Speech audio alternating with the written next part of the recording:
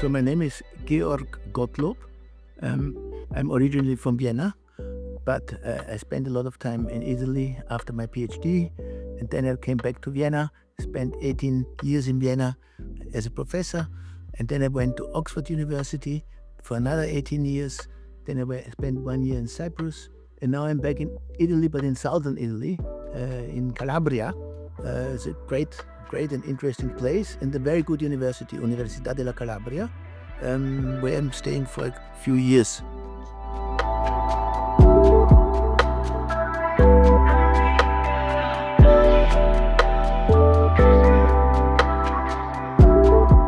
Originally, we just wanted to use an LLM to replace crowdsourcing. You know, crowdsourcing is when I get data by crowd workers and I construct a big database by crowd workers. So think, for example, about a database of competing companies. You want to have all competitors. So for each company, you want to have several competitors, or you want to have similar products. Products that you can be interchanged or replaced by each other. That's very interesting. Yeah, such databases have big value, but they're very, very big and very large. Because if you have millions of companies, you have even more tuples or records in this database. So these databases are very large. So our original thought was, can we just replace the crowd, which are usually crowd workers somewhere in countries people are not paid so much. So is it possible to replace this, or at least to correct this, because they make a lot of errors? Replace this by an LLM. Yeah. So we first plugged in an LLM, and then we noticed an LLM makes a lot of errors, huge and many errors, different types of errors. Yeah. So what we thought was that it would be very good to study the types of errors, and then to build a system that does not do these errors, that still uses an LLM but avoids these errors by smart prompting, etc. So the first step was to study these errors.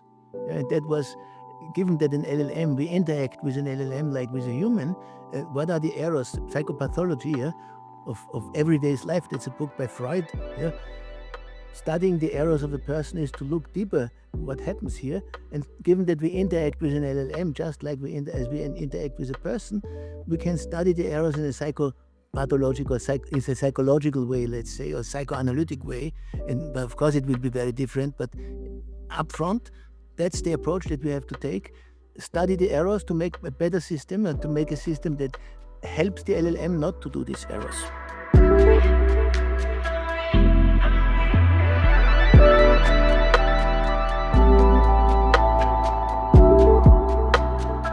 Among my theoretical contributions that had most impact in practice were my contributions on data extraction, web data extraction. So we have basically established logical and theoretical foundations of data extractions. And out of these foundations, we built languages for data extraction. So the first was LIXDO, the LIXDO model, which was a very, simple but effective method for data extraction. And this gave rise to a company which was later acquired by McKinsey. And McKinsey is still using this technology and these methods and this for a product that they call Periscope product for competitive intelligence or business intelligence. I think we had here a direct chain from theoretical results to practical results, and I'm actually quite proud that we managed to do something useful out of it. Started really with second-order logic and data log, some more theoretical languages. Secondly, regarding languages that have a theoretical basis, at Oxford, together with Professor Salinger, who is now in Vienna, we created another language, which is called the VADA-log language. It's a kind of dialect of data log that is a language very well suited for knowledge graphs. And this language has, in the meantime, been adopted by some companies, in particular or some institutions also. So in particular, the National Bank of Italy, Banca d'Italia, the Bank of Italy, which is the Italian national bank, and they have now a big team, a large team, let's say, that works with this language and has, and we hope, of course, that others will also adopt it.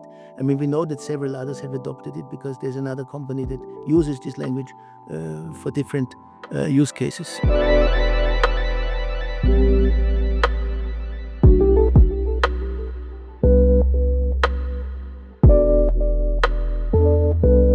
most interesting thing is, of course, that the feedback that you get from applications. I always get new research ideas when I start an application. Yeah.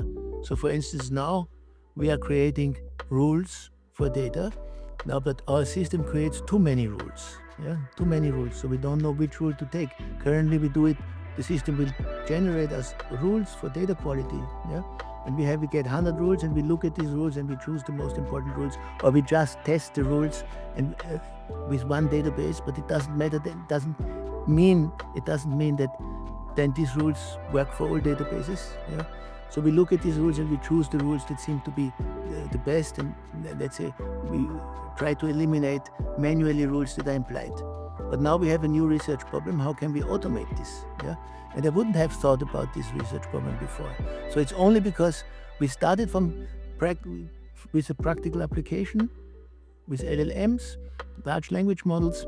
How can we get data quality rules from large language models? And I think we solved this, but now we have another problem. We get too many rules. Yeah? And how to reduce these rules?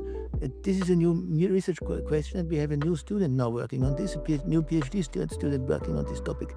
So I think it's very, very interesting to go to practice, because if you look at the problems that arise out of practical applications, you have to simply catch these opportunities. There are a lot of opportunities for further research. Very often people don't catch these opportunities. They just say, okay, let's do some trick. But for me, this is a really good input for doing further theoretical research and then getting also to a better system.